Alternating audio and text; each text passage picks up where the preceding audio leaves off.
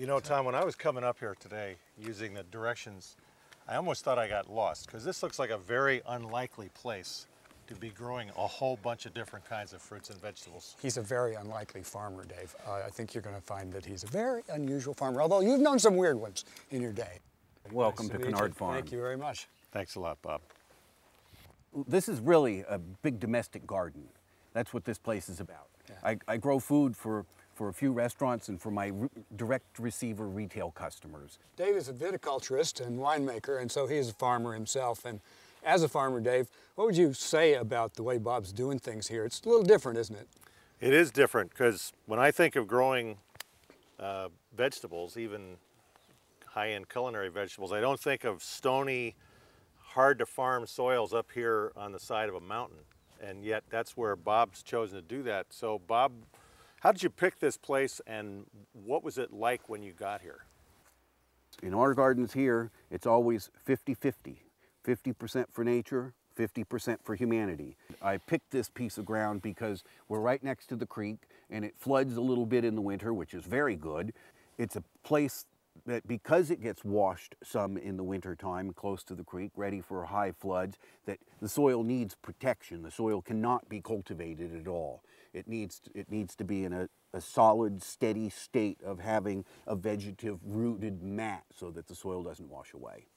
So when these all go to seed, the grasses mature their seeds, Yep. You're going to come through and mow this? I will come through. In this case, I will come through and mow it. Yep. And that'll leave that thatch there right ready on to the soil protect surface, the soil. which is the previous season that we were looking at. And this stuff is mature, and it has a longer than 1 year half-life of rotting on the soil surface. So this is last year's, and this next year's coming up. And if we look deeper, we can find traces of the previous years. And so here we get a steady state food supply for the digestive force of the soil, which is the digestive force of the plant.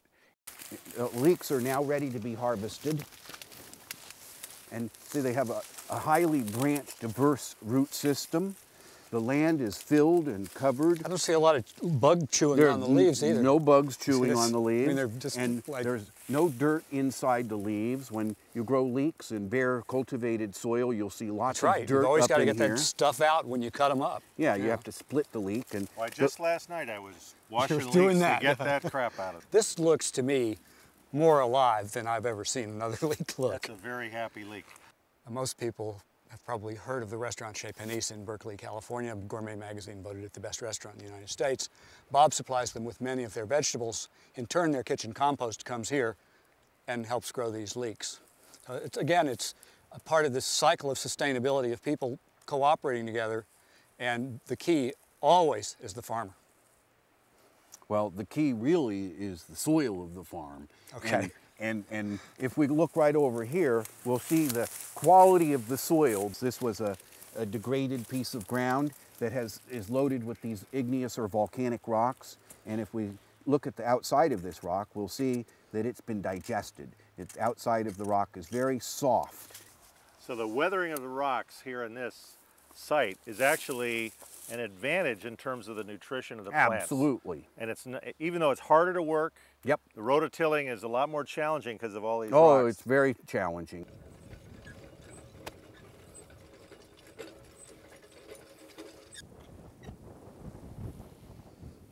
This is one fava bean plant right here. This came from one seed. Bob, this is a case, we all learned about the symbiosis between legumes, like this fava bean, and nitrogen-fixing bacteria in the soil. So this is an example of not only an edible crop, but one that actually is adding to the soil by virtue of the carbon in all this and the nitrogen that is being fixed by the soil bacteria. That's absolutely the case, in association with its companion crop, in this case, a wild radish. So in industrial monocropping, typically there's only one thing living on the land. Everything else has been killed by the chemicals. Here, it's sort of, what do you call it? It's the unabridged dictionary of biodiversity, right? That's what we're looking for. And the seeds of these guys, though it's not a crop for us, it has left a fine root system in the soil, but it's going to make, look at all those seed pods. This will be probably 4 ounces of radish seeds that small birds love. And the birds in this climate are thick with happiness, coming and eating up all these seeds. What you're saying here is interesting to me. I guess I hadn't really realized is that besides these things being non-toxic and just good for you because fava beans are good for you, this is better for you than another fava bean. That's what we're looking for. Because it's full of nutrients that have been eliminated by the other processes. That's true. Yeah, wow, amazing. Yeah, you can grow, the University of California has us growing over 70 tons per acre of processing tomatoes these days. You as an eater might want to just bite in and suck the juice out of one tomato and feel tomato, the taste, and then you can feel the energy of the tomato run through your bloodstream. You betcha. That's the etheric sweetness that I'm trying to stumble along and get out. Oh, we better get out of here. I'm going to eat the whole field. Okay, you're welcome to. So this was what was a blitzed out nothing, and now you've got a beautiful, absolutely clear stream. And what's happened biologically? Well, we've got frogs and dragonflies and salamanders and occasionally a young steelhead. Now this creek runs year-round. When I first came here in '76, it would run strong for 3 or 4 days after a good winter rain, and then that would be it. Right. Is it true that you sing to the plants? Only through my actions. I use my common senses to observe the posture, the color, the texture, the anchorage. So, Bob, do you have to be as smart as you are to do all this? It's no different than raising a child.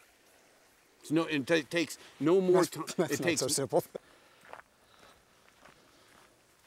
So is Cannard nuts a genius or both? I think it's just the right balance, 50%, 50% yielding more than the sum of the other parts.